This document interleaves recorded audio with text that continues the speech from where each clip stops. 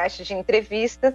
Nós convidamos para estar conosco hoje o presidente da Rede Mário Gatti, o Dr. Sérgio Bisoghini, e nós temos muita coisa para falar com ele, né?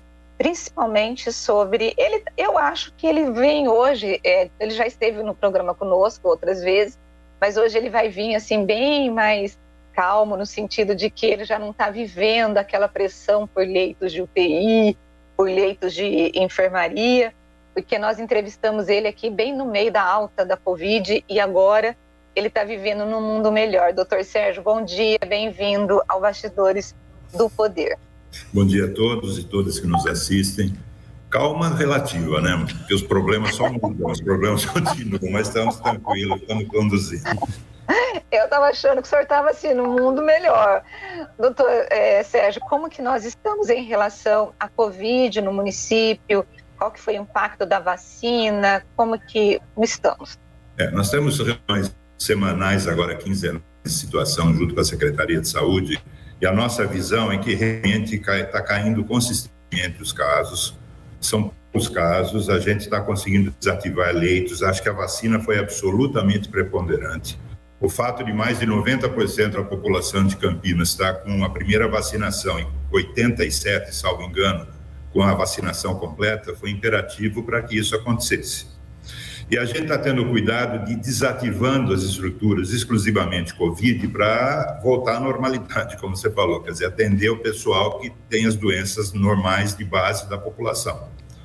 E acho que estamos caminhando bem, sempre com o pé atrás, com todas as ressalvas, tomando cuidado de num eventual repique a gente poder acionar outra vez o sistema, mas espero que isso não aconteça, sinceramente eu estou otimista.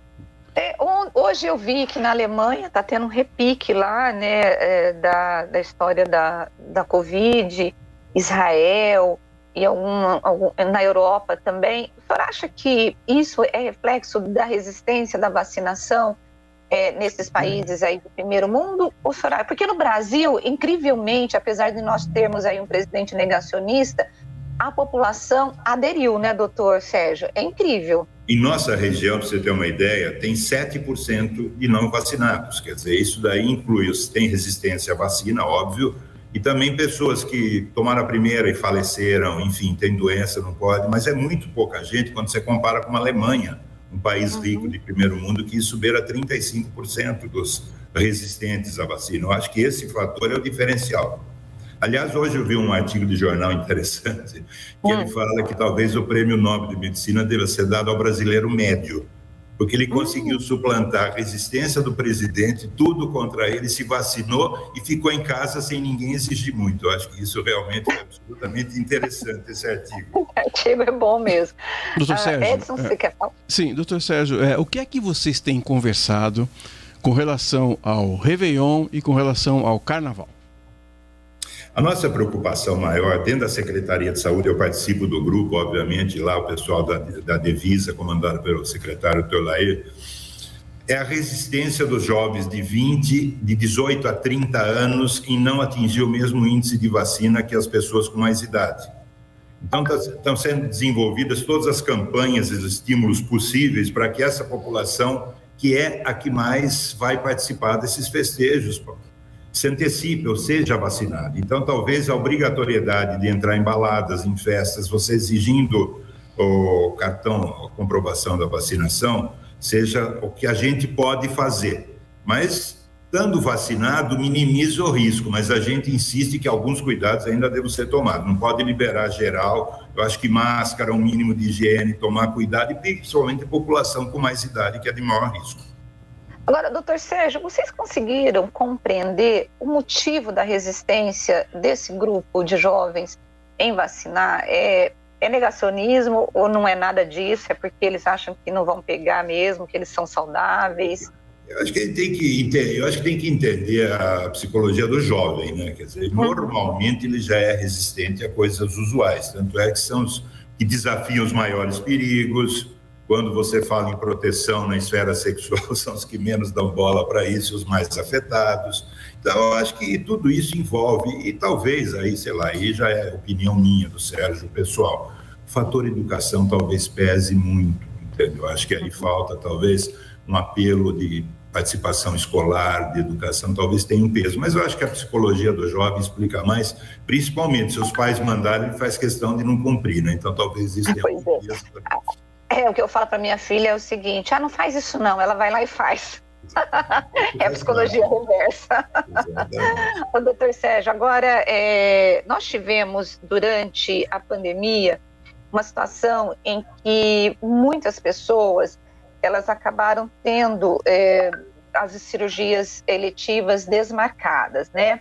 Mesmo que vocês continuaram com as cirurgias emergenciais, as oncológicas, nós tivemos uma grande massa de pessoas que viram ali a esperança de diminuírem as dores, porque o fato de ter uma cirurgia eletiva, de não ser de urgência, não significa que o paciente não esteja sofrendo desmarcadas. E eu me lembro que teve uma coletiva que se falou em 10 mil pessoas na fila de espera, mas vocês iriam depurar essa lista, porque poderia ser que nós tínhamos ali nomes triplicados ou duplicados na lista de espera.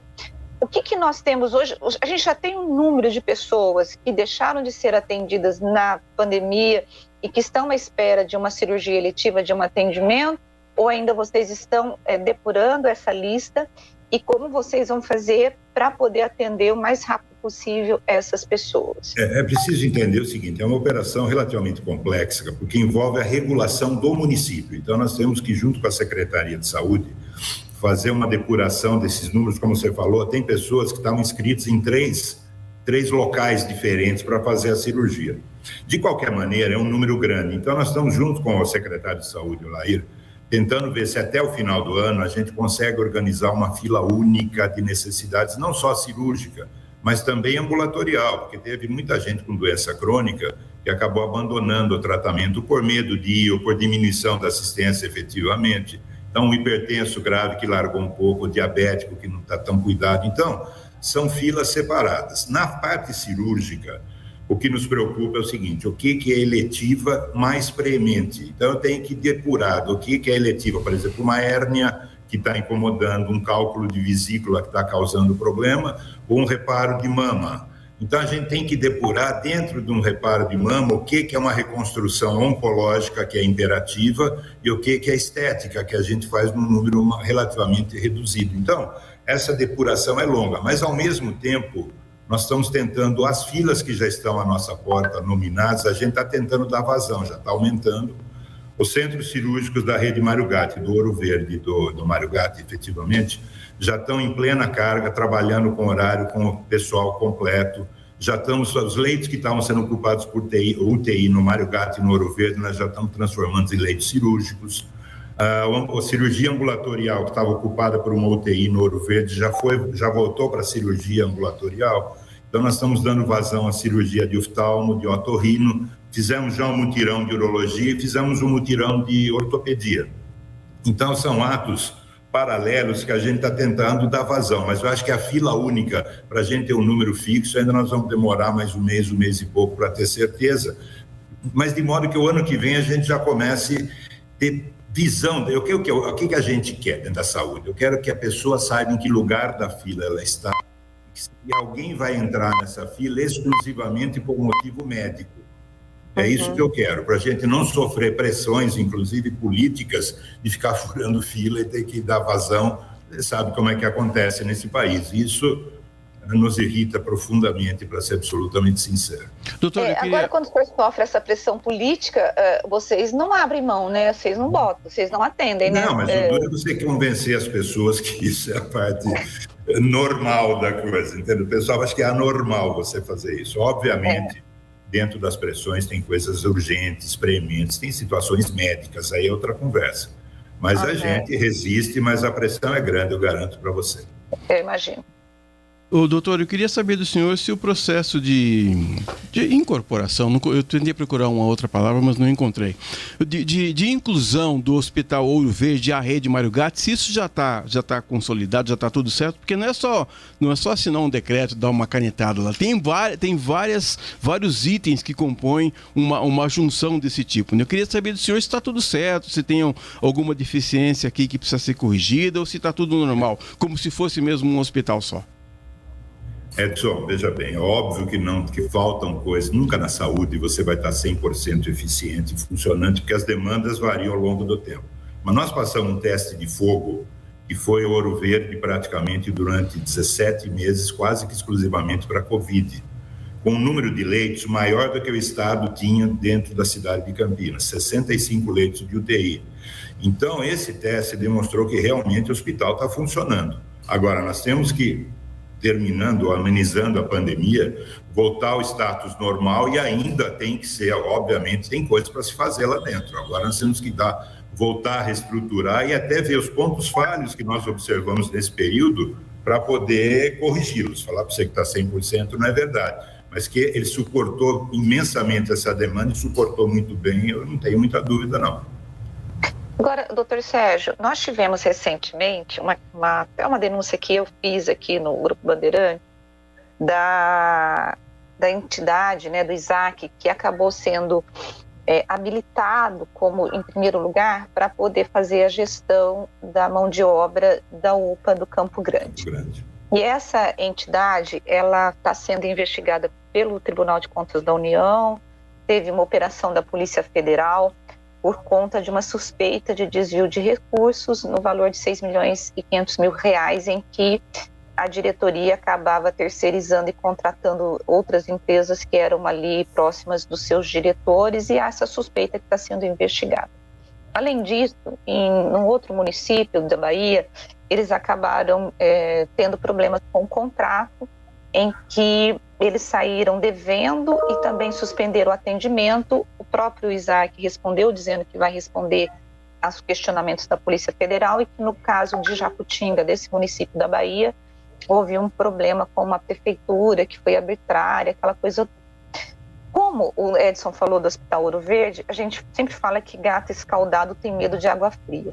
Campinas recentemente passou por um problema seríssimo de desvio ali de recursos mesmo no Hospital Ouro Verde, cuja gestão estava nas mãos da Vitale, e que se fala em desvio de 24 milhões, e quando a prefeitura fez o balanço mesmo, chegou em 40 milhões, em que os secretários foram presos, os diretores da Vitale foram presos, e que está ainda ali no Ministério Público sendo investigado. Diante da denúncia, vocês realmente foram atrás, começaram a avaliar, e o Ministério Público pediu uma suspensão por 30 dias para que pudesse avaliar melhor essa questão, se essa entidade deveria ou não assumir a UPA Campo Grande. Primeira pergunta, por que terceirizar a UPA Campo Grande? Por que não contratar servidores públicos, né? E segundo, o que vocês estão fazendo em relação a essa questão dessa suspeita que pesa em relação ao ISAC? Duas coisas. Primeiro, por que nós chegamos a esse chamamento público? Quando eu entrei aqui em janeiro, o prefeito foi claro falar: vocês estão precisando de pessoas, usem o concurso que já está aberto e esgotem esse concurso.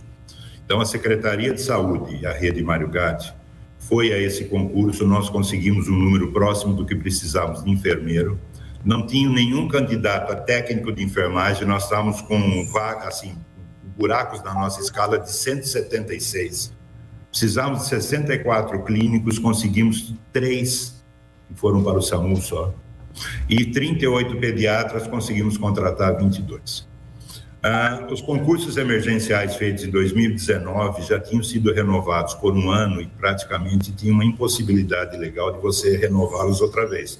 Porque todo concurso emergencial prevê que não seja usual, pelo próprio nome diz. Então, você não pode ficar replicando o concurso e chamando um atrás do outro, que tem um grau de legalidade aí.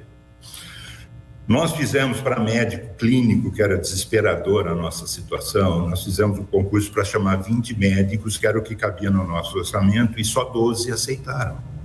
Eu fiquei com 8 em aberto, que ninguém queria aceitar o Campo Grande. Nós começamos, chegava sexta-feira, o diretor técnico do Campo Grande ligava e falava: Sérgio, eu não tenho quem colocar amanhã, eu estou com um clínico, o que eu faço? Quer dizer, é uma situação de desassistência, desesperadora. Quer dizer, você imagina uma população daquela, que é a maior atendimento de Campinas, eu não tinha para onde correr. Aí nós optamos por fazer ainda um emergencial no último espasmo legal aí para técnico de enfermagem, que também foi meio complicado juridicamente, precisou dividir da Secretaria de Saúde, enfim. E depois, chamamento público foi o que nos chamou. E qual a diferença para o Hospital Ouro Verde? O Hospital Ouro Verde, quando deu problema com a Vitale, a OAS assumiu o hospital, foi entregue para ele o hospital e dava-se um dinheiro por mês para ele administrar e prestar serviço. O que nós estamos fazendo? Nós não estamos abrindo mão da gestão. Eu estou mantendo a gestão de farmácia, de limpeza e higiene, de manutenção, alimentação, segurança na minha mão. Eu estou contratando RH e eu vou pagar por serviço prestado. Eu não vou pôr dinheiro na mão de entidade nenhuma. Então, essa é a primeira coisa. Se a pessoa não prestar o serviço, ele não recebe. Se não prestar o serviço bem feito, eu troco de empresa. Hoje, por exemplo, um médico que pede um afastamento do sábado, isso era recorrente, um funcionário público, ele continua recebendo. O meu custo é o mesmo e eu não tenho atendimento. Quer dizer, fica desesperador, você não consegue cobrir essa falha. Então, esse é um fator. Quando você faz um chamamento público, obviamente, qual o cuidado que nós tomamos? De pedir o SEBAS. O SEBAS é um certificado nacional emitido pelo Ministério da Saúde para empresas que atendem mais de mínimo 60% SUS. Então, são empresas já acostumadas a trabalhar com o SUS. E aí participaram 5 empresas. E como é que nós calculamos ou qual a vantagem de trazer uma empresa? Primeiro é o seguinte, tem que ter economicidade, tem que custar mais barato do que custa um funcionário público. Segundo, tem que ter uma eficiência. Então, eu tenho um número de 400 atendimentos a 450 por dia no Campo Grande, eu tenho que prever um número de profissionais que atendam isso.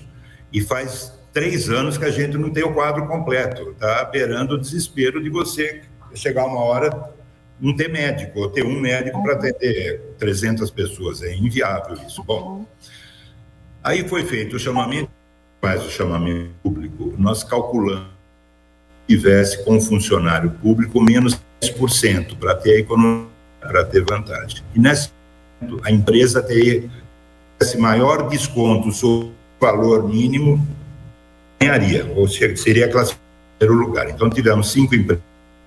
Aqui foi o primeiro lugar que você citou. Pede toda a documentação dela, a planilha para ver se os que ela está pagando para os profissionais são condizentes com o mercado local de Campinas. Balanço da empresa, se não, nós pedimos certidão negativa para o CNJ, Tribunal de Contas do Estado de São Paulo, Portal da Transparência. Então, isso foi feito e veio negativo. Para eu desclassificar uma empresa, eu tenho que ter argumentos legais. Então, a empresa, CNPJ, tem que estar com algum processo transitado em julgado.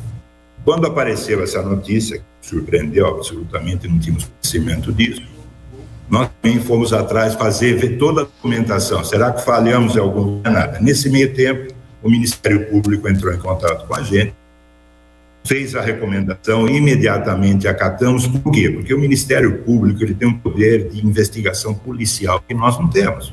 Então, ele pode ir a processos policiais e, se eventualmente tiver alguma coisa de fato que nos faculte desclassificar essa empresa, ela será desclassificada. Então, esses 30 dias, estamos juntamente com o Ministério Público aguardando. Primeiro, toda essa documentação foi enviada, obviamente, ao Ministério Público. Então, nós estamos aguardando esse período para podermos ter base legal para desclassificar ou não a empresa. Vamos imaginar que tem a base legal, nós vamos chamar o segundo e fazer o mesmo procedimento. Em não tendo, a nossa fiscalização, independente disso, é extremamente rigorosa. Eu tenho um gestor do contrato e tenho um fiscal do contrato que tem planilhas diárias sobre a atuação dele e sobre o que eu vou pagar para ele em função da atuação dia a dia. Então doutor Sérgio, eu acho que é isso que eu quero perguntar para o senhor, porque no caso do Ouro Verde, havia também a promessa da prefeitura de que haveria uma fiscalização em relação aos exames, em relação ao contrato, e o que se observou é que não havia fiscalização coisa nenhuma. A diferença é que eles geriam o dinheiro deles, né? Eles o dinheiro inteiro e eles jogavam da maneira que jogavam. Isso, aí os exames eram mais caros, a prefeitura também não avaliava, não conseguia auferir, né, o número de exames.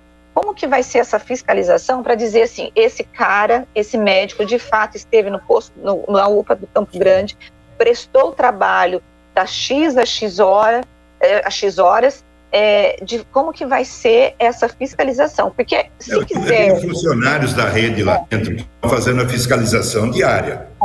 A medicação dispensada é nossa, nós temos o controle da farmácia, o laboratório é da rede Mário Gatti, nós temos o controle do laboratório, então nós temos estatística de tudo que é pedido em toda a rede. A parte da alimentação, limpeza, manutenção, tudo isso é mantido.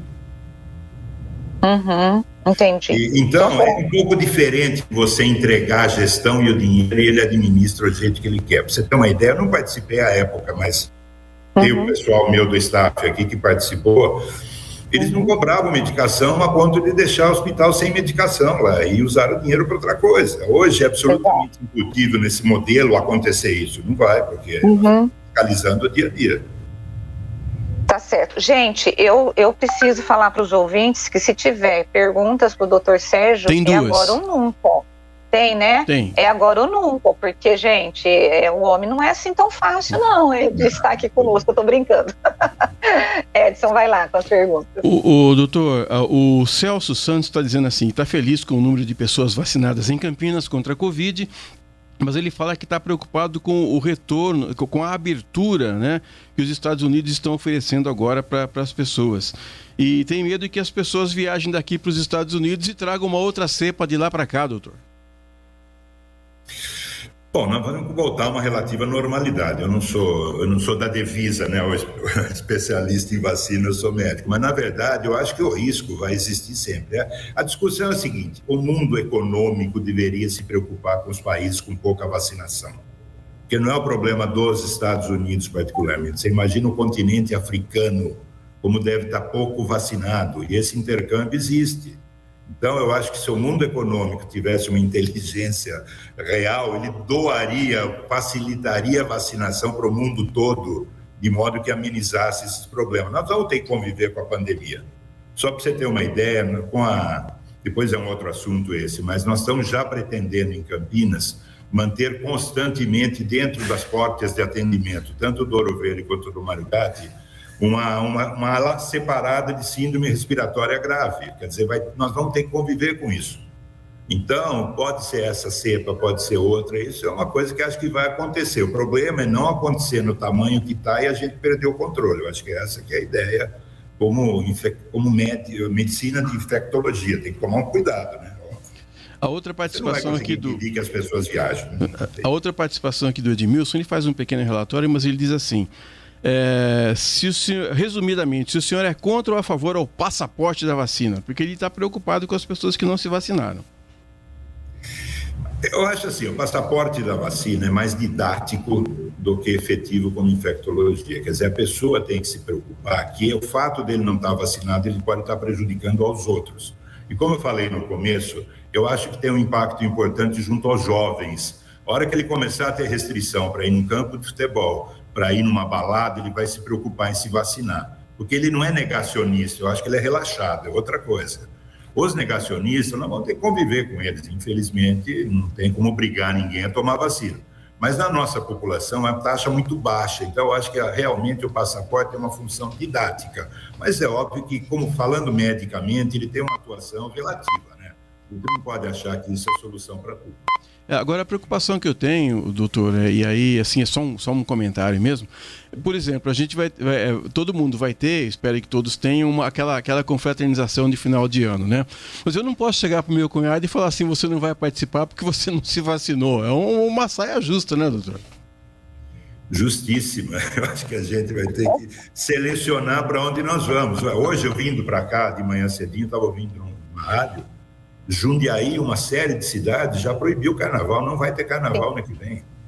Por quê? Porque sabe que não tem condições nem de licitar os serviços e nem de controlar nada. Então, nós vamos ter que selecionar os nossos convidados de fim de ano, infelizmente. Doutor Sérgio, o que nós temos, assim, desde quando eu me conheço por jornalista aqui de Campinas, uma fala de todos os secretários e gestores de saúde, dos prefeitos, de que o serviço de urgência e emergência acaba sendo sobrecarregado, porque as pessoas que deveriam ir para os postos de saúde, né, acabam indo para o serviço de urgência e emergência e acaba superlotando. E nós, vira e mexe, a gente tem aí pessoas reclamando da demora do atendimento, principalmente no Hospital Mário Gatti, que chega a 6, 7 horas e fica superlotado. Obviamente, esse paciente, ele procura uma unidade de urgência e emergência porque ele não recebeu o atendimento ali na unidade básica de saúde, porque você não tem o médico presente, você não tem, e desesperado, com febre, com dor, ele vai para uma unidade de urgência e emergência. Como que está essa conversa do senhor com o secretário de saúde para poder tentar estruturar as unidades de saúde e como reduzir as reclamações dos pacientes, porque as reclamações são grandes, são dos pacientes que têm procurado o serviço médico de saúde em urgência e emergência e muitas vezes tem que esperar horas por um atendimento. Essa conversa é constante, óbvio, né? Nós temos um agravante agora, que foi que os postos passaram a fazer vacinação no período da tarde, então tem um período que a assistência é mais baixa nas UBSs. Isso tem sobrecarregado as UPAs, principalmente. Temos um segundo problema. Nós temos UPAs com limítrofes com outros municípios. Por exemplo, se pega a UPA Anchieta Metropolitana, Hortolândia e Sumaré. Quer dizer, você atravessa uma rua, você está lá. Então, a gente tenta montar um esquema de uma ajuda mútua ali, como se fosse uma área regional, para tentar minimizar o problema. Mas não é muito fácil. Eu acho que terminando essa campanha, ou amenizando essa campanha de vacinação, vai voltar uma relativa normalidade nas UBSs, que a gente vai tentar administrar que funcione melhor. Mas é um problema crônico, porque eu acho que com os médicos da família, que estão aumentando agora esses mais médicos, aí ajudou bastante as UBSs. Mas é um trabalho constante, e você vê. O Mário Gatti, por exemplo, começou a voltar ao movimento, aumentou o trauma. Uma coisa que foi indispensável nas paradas eram os transportadores, os motoqueiros de transporte, de aplicativos, enfim. Aumentou violentamente o número de acidentes. Então, você tem ciclos de demanda maior. Então, não é brincadeira, é uma observação. Segundas e quintas-feiras é terrível no pronto-socorro. Aquilo vem mesmo, segunda, a gente já tem uma estatística separada para esses 2 dias. Então, isso é uma rotina. Agora, o secretário de saúde está tentando mudar o esquema, está se adaptando, está ampliando. Então, nós estamos querendo, pós-pandemia, ou com a normalização da convivência com o Covid-19, as UBSs realmente sejam mais, um pouquinho mais, atendam melhor, assim, um número maior de pacientes para tirar a pletora sobre o sistema terciário, que são os hospitais. Agora, as UPAs já ajudaram bastante, as pré-hospitalares já ajudam bastante a gente. E a gente espera que com a volta do Carlos Lourenço também como UPA, já dê uma desafogada no sistema. É um modo contínuo, não tem jeito aí. A gente está tentando amenizar e sabe que tem problema, lógico. A gente tem o PS metropolitano, vocês não chamam de metropolitano, eu não lembro o nome. Anchieta Metropolitano. Anchieta Metropolitano, não é esse que eu estou falando, é aquele, o hospital que vocês acabaram fazendo a intervenção. Perdão, o Mário Gatti Amoreiras, que seria o hospital pediátrico. Isso, que vai ser o hospital pediátrico. Quando que isso vai, de fato, acontecer? Porque aí vocês liberariam, acho que o quarto andar, não é? Do Mário Gatti, né? Olha, você viu que eu sei bastante ainda. Estão íntimos do hospital. Eu estou íntima do hospital ali, né? Quando que ali é o seguinte, nós somos obrigados... no hospital pediátrico aqui em Campinas? Pela própria característica, quando nós fizemos a requisição desse hospital e depois o aluguel desse hospital, nós somos obrigados a mantê-lo como Covid até oficialmente terminar a pandemia. Isso é uma determinação federal. Em terminando a pandemia, nós já estamos com o projeto, os pediatras já entraram no hospital, viram tudo o que precisa mudar para ser transformado no hospital pediátrico, com características próprias. O projeto já está pronto, já está com a parte financeira já calculada para que ele seja implantado, e ele vai precisar passar por reformas, porque ele é um hospital geral que vai virar pediátrico com peculiaridades bem específicas. Bom, isso, então, o projeto pronto. Assim que eu conseguir, não preciso mais que ele seja exclusivo da Covid, nós vamos começar uma reforma que deve durar entre 3 e 4 meses. Então, temos um auxílio muito interessante da faculdade, não é propaganda não, da faculdade Mackenzie, que eles vão, a pessoal da arquitetura deles está nos ajudando a fazer o aspecto pediátrico interno do hospital. Acho que vai ficar uma coisa muito bacana, é um serviço que está sendo oferecido gratuitamente para a gente. Então, é um exercício de reforma e implantação que eu acho que vai levar aí, nós vamos conseguir ficar com isso liberado a partir de agosto do ano que vem. E por que isso? Porque a nossa preocupação, historicamente, entre abril e setembro, existe o aumento de casos respiratórios infantis. E a gente não quer incorrer no erro de fazer uma mudança nesse período. Então, provavelmente, nós vamos manter o quarto andar nesse período que sabidamente aumenta o movimento pediátrico, e após isso a gente faz a transferência e a adaptação do quarto andar no Mário Gatti para o Hospital Geral mesmo, né? Tá certo. Edson, você tem mais alguma pergunta? Tenho mais uma. Doutor, na rede Mário Gatti, há médicos suficientes? Tem algum concurso em andamento? Tem alguma demanda que o senhor tem que tratar mais urgente do que as outras? Então, deixa eu explicar isso outra vez. Deixa eu aproveitar e vou acrescentar na pergunta do Edson, por que há tanta dificuldade em levar médicos para algumas unidades como a UPA Campo Grande? Qual que é a resistência? É o fato de ser periferia? É porque você vai atender muita gente, porque eles sabem que ali o trabalho vai ser dobrado? Sério, sabe, gente, porque assim, tem a distância, tem um grau de insegurança, entende? Pessoa, na verdade, os médicos, eles têm opções de emprego. Então, ele opta pelo mais confortável para ele. Não é só dinheiro. Dinheiro é um dos fatores.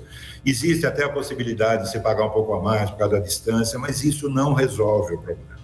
O problema é que se a gente não fixar, assim, você tem que ter uma rotatividade, que a pessoa tem períodos da vida que ele tem interesse em ficar, depois isso daí muda, ele não quer mais ficar. Então, não adianta eu falar, eu vou fixar o médico, vai ficar 30 anos lá. Não existe mais isso. Com todo respeito, isso, nenhuma profissão mais é assim.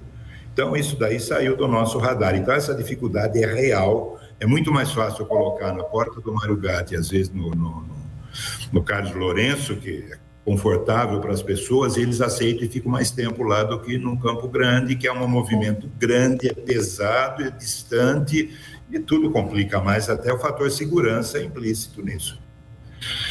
Concurso. Nós estamos proibidos de fazer concurso até 31 de dezembro por uma lei federal. Por quê? Porque o Mário Gatti, desde que foi formada a rede, ele é obrigado e vem sendo cobrado anualmente pelo Tribunal de Contas de ter quadro próprio. Então, nós temos que fazer um plano de cargos e carreiras aqui. Só que, como já foi dito aqui, não vou ficar repetindo, a confusão do Ouro Verde, seguida de uma pandemia, é para ninguém brincar com isso, né? Quer dizer, então, nós estamos, esse ano, tirando uma reunião hoje, inclusive, nós pretendemos devolver à Prefeitura um plano de cargos e salários da rede Mário Gatti, vencido essa proibição federal legal da gente fazer concurso o ano que vem, discutirmos a efetividade de lançarmos o concurso para cobrir vagas que sempre estão faltando, sempre.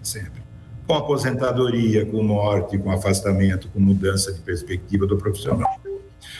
Aí é o seguinte, nós vamos fazer um plano como se todos os cargos fossem preenchidos pelos funcionários públicos e ver quanto isso custa e vou apresentar para o prefeito. Aí a cidade vai me falar o que eu posso fazer. Entende? Porque tem leis que restringem o gasto em área de contratação. Então, se eu falar, não, sem problema, tem dinheiro só para funcionário público, nós vamos contratar 100% de funcionário público. Eu não tenho esse número, eu acho que eu vou ter esse número futuramente breve, espero, e vou passar para a prefeitura.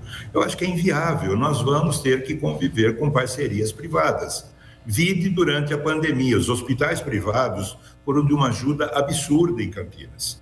O Irmãos Penteados, a Santa Casa, a Casa de Saúde, a Beneficência, a PUC, são parcerias privadas que a gente não pode, eu acho que o serviço público vai ter que navegar com funcionários públicos, óbvio, duros, bem selecionados, que fazem todo o controle e com parcerias privadas. Eu acho que não vamos ter muito como fugir, mas é a opinião do Sérgio hoje, nós temos que comprovar isso ou não. Tá certo. Não sei se eu respondi completamente a pergunta. Perfeito. Respondeu sim. Eu só não sei se o Sindicato dos Servidores vai ficar muito feliz com essa frase do senhor que vai ter que conviver com a iniciativa privada. Mas esse é um problema nacional. Isso daqui, a briga em Brasília, no estado de São Paulo e em Campinas. É verdade. Isso daqui. Não, é verdade. Doutor Sérgio, muito obrigada por ter reservado esse tempinho na sua agenda para poder falar conosco. Eu espero que o senhor consiga resolver a fila do povo que está esperando por uma cirurgia eletiva, porque durante a pandemia eu entrevistei alguns pacientes e basicamente, assim, eu me lembro um que eu entrevistei, ele tinha um problema neurológico e ele passava muita dor, ele falou que ele não estava aguentando, ele não conseguia dormir de dor, né?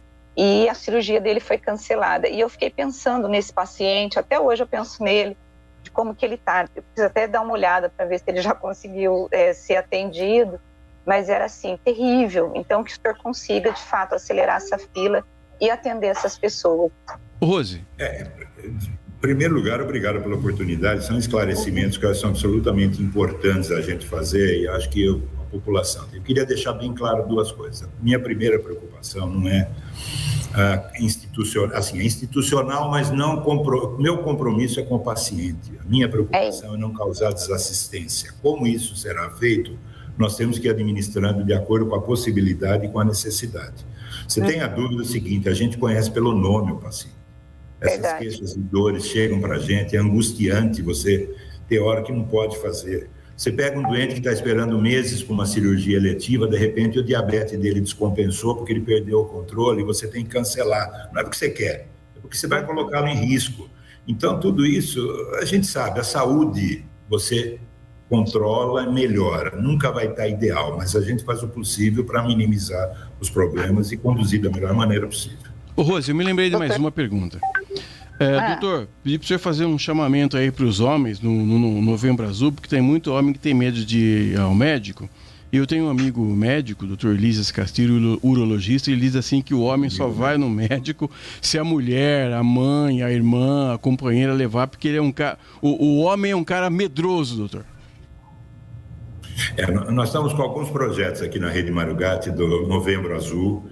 O NEP, que é o Núcleo de Ensino e Pesquisa, vai fazer algumas gravações para colocar no ar. E a semana que vem, provavelmente, o prefeito vai participar, porque ele é urologista também, eu e os urologistas aqui da rede, vamos fazer provavelmente uma live para o público e provavelmente para os médicos da rede sobre o Novembro Azul, estimulando a participação. E está no nosso radar aqui, nós vamos fazer para todos os funcionários da Rede Mário Gatti, do sexo masculino, o exame do PSA, com consequente controle físico depois disso. Isso vai ser ofertado para a rede, que é o tamanho que a gente consegue fazer nesse momento, e é um estímulo para que isso se divulgue para toda a população. Secretário, deixa eu te fazer uma pergunta. Eu lembro que durante a pandemia, o prefeito uma vez me falou assim, nossa, eu tenho perdido o sono, 3 horas da manhã eu acordo e fico imaginando o Sérgio ou o secretário de saúde me ligando dizendo que tem gente fora que não tem espaço para poder internar esse povo, que ele ficou assustado. O senhor também passou por essa ansiedade, essa angústia durante a pandemia? O senhor esperava, porque o senhor assumiu esse cargo, né, bem no meio assim de uma pandemia, o senhor passou por algumas noites sem sono? Bom, não tenha dúvida que eu não aceitei esse cargo de imediato. Você pode ter certeza que eu demorei um tempo para aceitar, sabendo do tamanho da encrenca. É encrenca, porque é encrenca. Não tem uma situação que você está com uma... Vamos falar claro, eu já não sou criança, tenho mais de 40 anos de medicina, então eu sei mais ou menos o que eu ia enfrentar, mas também sei. Eu sou cirurgião há mais de 40 anos. A gente trabalha com o estresse, trabalha com o trauma e com o estresse. A gente é treinado para isso. Então, realmente, é óbvio que eu perco sono, é óbvio que eu fico preocupado, mas a gente conduz de maneira que você não fique doente com isso, porque a pior coisa é se a gente ficar doente. Então, eu tomei todo o cuidado comigo, vacinação, restrições, para poder conduzir isso daqui. Espero que consiga conduzir bem, sabendo que é um cargo transitório. Esse cargo é um cargo... Eu trabalhei muitos anos no Mário Gatti, então eu conheço a estrutura, a gente já sabe o estresse que é isso daqui. Quando eu falo que eu acho que melhorou um pouco, eu estou comparando com tempos também não muito fáceis pré-pandemia. Então, é um conjunto de coisas. Falar para você que é o lugar mais disputado do mundo, pode ficar. Essa tranquilidade eu tenho. Não tem muita gente querendo ficar no meu lugar. Verdade. Doutor Sérgio, muito obrigado. Um bom resto de semana para o senhor e que o senhor possa aí continuar tendo essa visão de que a prioridade é sempre o paciente. Muito obrigada, viu? Obrigado pela oportunidade. Bom dia.